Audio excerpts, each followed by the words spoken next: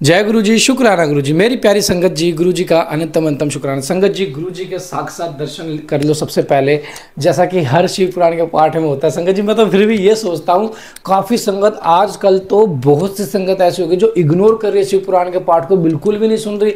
और जबकि टाइटल्स वगैरह भी हम पहले तो ऐसा हो रहा था कि संगत को परेशानी हो रही थी कि हम टाइटल्स वगैरह मिसमैच कर देते थे कि हम उस पर शिव पुराण डे नहीं लिख रहे थे। अब तो शिव पुराण क्लियर क्लियर लिख रहे हैं कि डे 31, डे 42, डे 45, फिर भी संगत जी इग्नोर कर रही है, जबकि गुरु जी के साक्षात दर्शन होते हैं। संगत जी, सेवा जो चल रही है ना, ये किसी खास मकसद से चल रही है। पता नहीं कितनी संगत का कल्याण हो गया। हमारे पास कमेंट आता है कि संगत जी, हम आपकी स्टार्टिंग से सुन रहे हैं, हम दूसरी बार भी डे 1 से सुन रहे हैं। आपका बहुत बहुत शुक्रिया जो गुरुपाल इतनी प्यारी सेवा करवा रहे हैं। गुरु जी आपको ब्लेस करें। तो हमें बहुत खुशी होती है संगत जी, बहुत खुशी होती है, बहुत ज़्यादा खुशी होती है कि हमारी सेवा से किसी का तो कल्याण हो रहा है। वो संगत जी, जैसे संगत इग्नोर करती हैं, काफ़ी संगत तो नेगेटिव कमेंट कर देती हैं। संगत जी, नेगेटिव कमेंट ना करें please, I request to all, negative ना करें। अगर आप अच्छा नहीं सोच पा रहे हो, टाइटल से रिलेटेड आप कुछ नहीं सोच पा रहे हो, तो आप हमसे पर्सनली बात करें कि इस टाइटल का मीनिंग क्या है, हम आपको समझाएंगे। क्योंकि संगत जी क्या होता है, जैसे हम पाठ कर रहे होते हैं ना, पाठ करते करते हमें एक चीज़ अनुभव हो जाती है कि गुरुजी कहते हैं इस चीज़ का हिंट दे ताकि उनको ये चीज़ क्लियर हो पाए। तो संगत जी, बहुत ज़्यादा ब्लेसिंग होती है, बहुत ज़्यादा चीज़ें होती है समझने के लिए, जो इतने आसान नहीं होता समझना। क्योंकि गुरुजी की वाणी, गुरुजी बहुत कम बोलते हैं। गुरुजी हमेशा बात को स्पष्ट रूप से कहते हैं, लेकिन हम समझ नहीं पाते क्योंकि हम अपनी बुद्धि ज़्यादा लगाते हैं, गुरुजी की बात को समझने में ध्यान ही नहीं देते। तो संगत जी, मैं आपसे यही कहना चाहूँगा कि गुरुजी की बात को समझिए, हर पाठ को सुनिए, क्योंकि गुरुजी सेवा करा रहे हैं तो उसका कोई तो कारण होगा। संगत जी, गुरुजी ऐसे क्यों करवाएंगे? अगर सेवा का अगर कोई महत्व नहीं होगा, कि सेवा से किसी का कल्याण नहीं होगा, तो गुरुजी क्यों करवाएंगे? तो संगत जी, गुरुजी के हर पाठ में अपनी हाजिरी लगाइए। बहुत प्यारे पाठ हो रहे हैं, बहुत अच्छी सेवा चल रही है, बहुत अच्छा परिवार बढ़ता जा रहा है। जल्दी हम हमारे परिवार के बीच में एक ऐसी चीज़ लेके आने वाले संगत जी, जिससे बहुत अच्छी चीज़ होगी, जो शायद अब तक किसी ने ना शुरू की हो, वो हम शुरू करेंगे संगत जी। बहुत जल्द ऐसी चीज़ होने वाली है। तो चैनल को सब्सक्राइब करें, बेल आइकन को प्रेस करें, ताकि न्यू लेटेस्ट सत्संग और पाठ की जानकारी आपको सबसे पहले मिले। जय गुरु जी, शुक्राना गुरु जी। जय गुरु जी। इंद्र द्वारा काम का समरण, उनके साथ उनकी बातचीत तथा उनके कहने से काम का शिव को मोहने के लिए प्रस्थान। ब्रह्मा जी कहते हैं कि नारद देवताओं के चले जाने पर दुरात्मा तारक दैत्य से पीड़ित हुए इंद्र ने कामदेव का समरण किया। कामदेव तत्काल वहां आ पहुंचा। इस इंद्र ने मित्रता का धर्म बतलाते हुए काम से कहा कि मित्र, काल वशात मुझ पर असाध्य दुख आ पड़ा है, तुम्हारे बिना कोई भी दूर नहीं जा सकता। दाता की परीक्षा दुर्भिक्ष में, सुरवीर की परीक्षा रणभूमि में, मित्र की परीक्षा आपत्ति काल में, और स्त्रियों के कुल की परीक्षा पति के असमर्थ हो जाने पर होती है। तात संकट पड़ने पर विनय की परीक्षा होती है, और प्रोक्ष में सत्य एवं उत्तम स्नेह की, अन्यथा नहीं। यह मैंने सच्ची बात कही है मित्र वर, इस समय मुझ पर जो विपत्ति आई है उसका निवारण दूसरे किसी से नहीं हो सकता। अतः आज तुम्हारी परीक्षा हो जाएगी। यह कार्य केवल मेरा ही है, मुझे ही सुख देने वाला है, ऐसी बात नहीं है, अपितु यह समस्त देवता आदि का कार्य है, इसमें संशय नहीं है। इंद्र की यह बात सुनकर कामदेव मुस्कुराया और प्रेम पूर्ण गंभीर वाणी में बोला।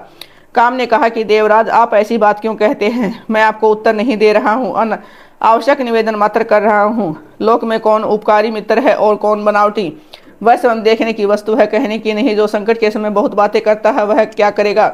तथापि महाराज प्रभु, मैं कुछ कहता हूँ उसे सुनिए। मित्र, जो आपके इंद्र पद को छीनने के लिए दारुण तपस्या कर रहा है, आपके उस शत्रु को मैं सर्वथा तपस्या से भ्रष्ट कर दूंगा। जो काम जिसे पूरा हो सके बुद्धिमान पुरुष से कभी उसी काम में लगाए। मेरे योग्य जो कार्य हो वह सब आप मेरे जिम्मे कीजिए। ब्रह्मा जी कहते हैं, कामदेव का यह कथन सुनकर इंद्र बड़े प्रसन्न हुए। वे कामनियों को सुख देने वाले काम को प्रणाम करके उसे इस प्रकार बोले।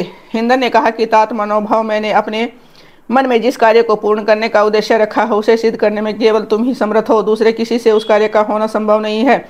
मित्रवर, मनोभाव काम जिसके लिए आज तुम्हारे ये सहयोग की अपेक्षा हुई है उसे ठीक ठीक बता रहा हूँ।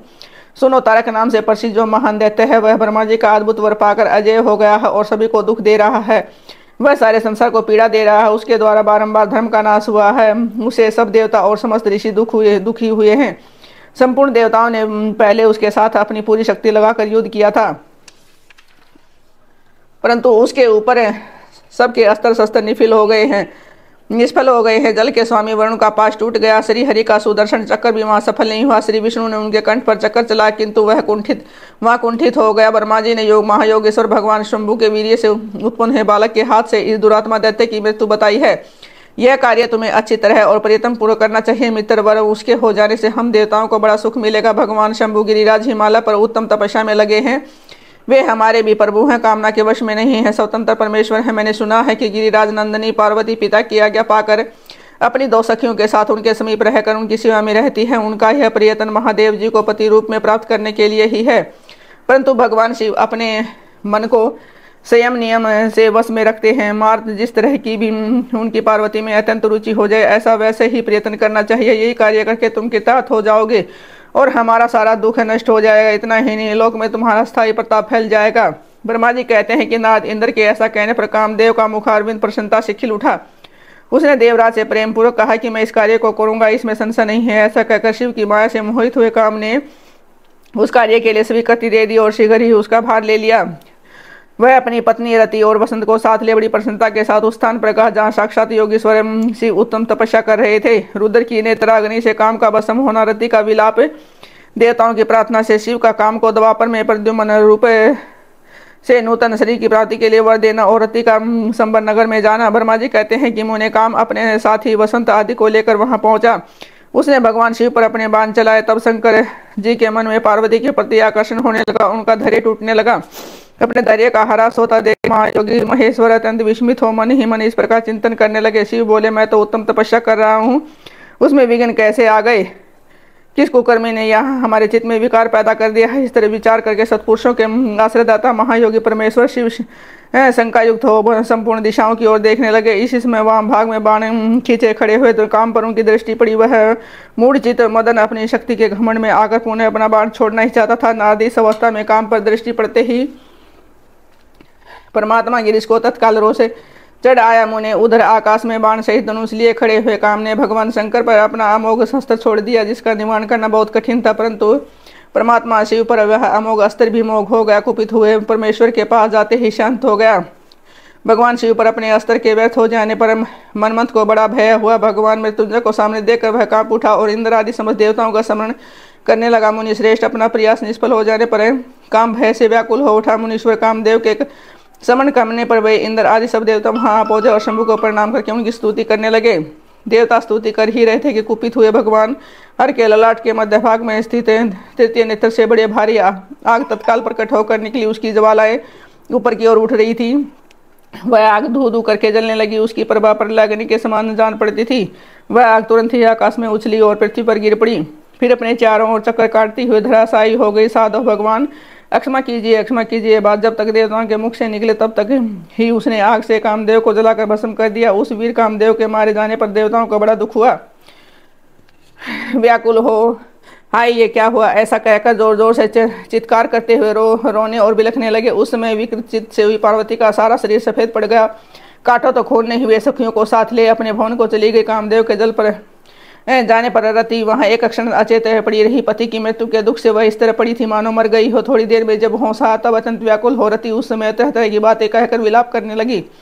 रति बोली, हाय मैं क्या करूं, कहाँ जाऊं, देवताओं ने क्या किया, मेरे उदंड स्वामी को बुलाकर नष्ट करा दिया। हाय हाय नाथ समर स्वामिनी प्राण प्रिय, हाय मुझे सुख देने वाले प्रियतम, हे प्राणनाथ यह क्या हो गया है। ब्रह्मा जी कहते हैं नारद इस प्रकार रोती बिलखती और अन्य प्रकार की बातें कहती हुई रति हाथ पर पटकने और अपने सिर के बालों को नोचने लगी। उस समय उनका विलाप सुनकर वहां रहने वाले समस्त वनवासी जीवता वृक्ष आदि स्थावर प्राणी भी बहुत दुखी हो गए। इसी बीच में इंद्र आदि संपूर्ण देवता महादेव जी का समन करते हुए रति को आश्वासन दे उस प्रकार बोले।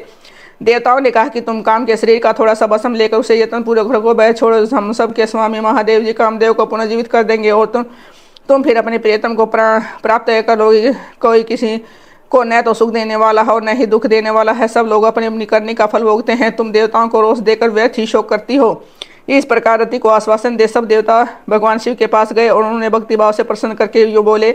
देवताओं ने कहा कि भगवान शरणागत वत्सल महेश्वर आप कृपा करके हमारे शुभ वचन को सुनिए। शंकर आप कामदेव की करतूत पर भली भांति प्रसन्नता पूर्वक विचार कीजिए।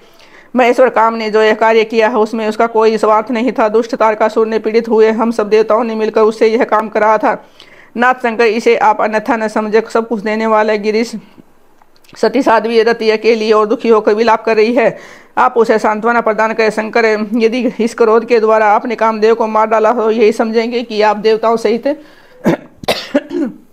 समस्त प्राणियों का अभिसंहार कर डालना चाहते हैं। रति का दुख देखकर देवता नष्ट पर प्राय हो रहे हैं, इसलिए आपको रति का शोक दूर कर देना चाहिए। ब्रह्मा जी कहते हैं कि नारद संपूर्ण देवताओं का यह वचन सुनकर भगवान शिव प्रसन्न हो उनसे इस प्रकार बोले। शिव ने कहा कि देवताओं और ऋषियों, तुम सब आदरपूर्वक मेरी बात सुनो। मेरे क्रोध से जो कुछ हो गया वह तो अन्यथा नहीं हो सकता, तथापि रति का शक्तिशाली पति कामदेव अभी तक अनंग रहेगा जब तक रुक्मणी पति श्री कृष्ण का धरती पर अवतार नहीं हो जाता। जब श्री कृष्ण द्वारका में रहकर पुत्र को उत्पन्न करेगा तब वे रुक्मणी के गर्भ से काम को भी जन्म देंगे। उस काम का ही नाम उस समय प्रद्युम्न होगा, इसमें संशय नहीं है।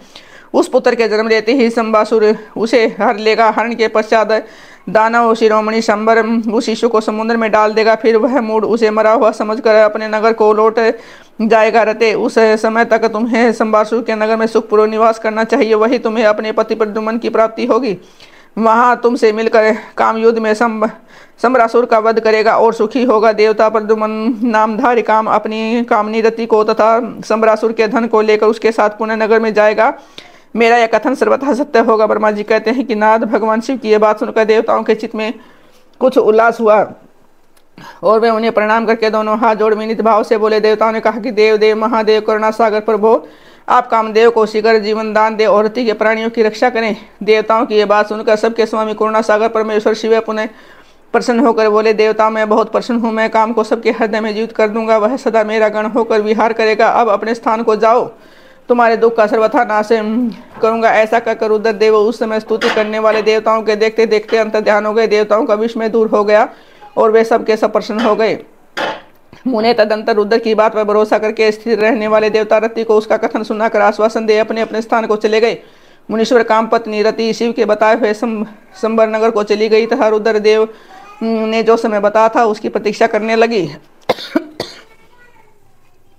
ब्रह्मा जी का शिव की क्रोध अग्नि को वडानल की आज्ञा दे। जय गुरु जी, शुक्र गुरु संगत जी। गुरु जी की आज्ञा से आज कोई पाठ पूर्ण हुआ, क्योंकि गुरु जी कहते हैं तो हो पाता है, गुरु जी साथ देंगे तो होगा, नहीं तो कैसे हो पाएगा। संगत जी, संगत जी मैं आप सबसे अनुरोध करता हूँ कि please please I request to all of you, please please please Guru ji के दिखाए हुए रास्ते पे चलिए, गुरु जी को समर्पण कीजिए। गुरु जी हर चीज़ संभाल लेंगे। ऐसी कोई चीज़ नहीं है जो गुरु जी ना संभाल पाए, ऐसा कोई कार्य नहीं जो गुरु जी ना कर पाए। संभव को भी संभव गुरु जी कर देते हैं। और गुरु जी का दरबार ऐसा दरबार है जहाँ लोगों के विश्वास की डोर पक्की होती है, ना कि कच्ची होती है। गुरु जी विश्वास तो करके देखिए, गुरु जी आपके दिन बदल देंगे। तो संगत जी ये पाठ में अपना प्यारा सा कमेंट करके हाजिर लगाइए। जय गुरु जी, शुक्राना गुरु जी।